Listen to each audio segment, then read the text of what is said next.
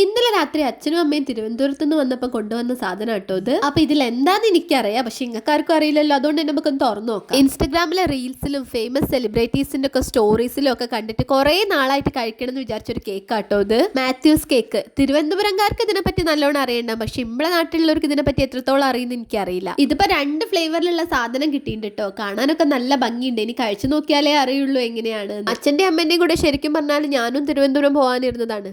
പിന്നെ കുറച്ച് സാങ്കേതിക കാരണങ്ങൾ കൊണ്ട് കഴിഞ്ഞില്ല.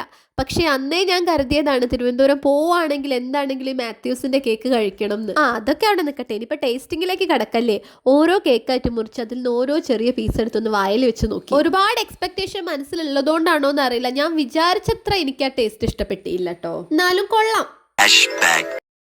ഈ കേക്ക് എൻ്റെ കയ്യിൽ കിട്ടിയ സ്ഥിതിക്ക് ഈ ഫ്ലാഷ് ബാക്ക് കാണിക്കാണ്ട് പറ്റൂല കേട്ടോ. കാരണം എന്താ വെച്ചാൽ ഇതിപ്പോൾ എൻ്റെ കയ്യിൽ കിട്ടാനുള്ള കാരണക്കാർ ഇവരാണ്. ഈ മാത്യൂസ് കേക്ക് നേരെ ബേക്കറിയിലൊന്നും പോയി വാങ്ങാൻ പറ്റൂല കേട്ടോ.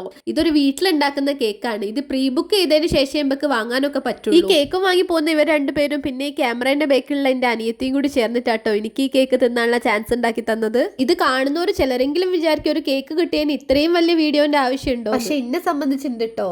ആഗ്രഹങ്ങൾ ചെറുതോ വലുതോ ആയിക്കോട്ടെ, പക്ഷെ നടത്തി തരാൻ വേണ്ടിയിട്ട് ചുറ്റുള്ളവർ ശ്രമിക്കുമ്പോൾ അതിനെ അപ്രിഷിയേറ്റ് ചെയ്യാണ്ടിരിക്കാൻ പറ്റൂലല്ലോ. ശരിക്കും പറഞ്ഞാൽ ഞാൻ കഴിച്ച കേക്കിനെക്കാട്ടിലും മധുരം ഇവരെടുത്ത ഈ എഫേർട്ടിന് തന്നെയാണ്.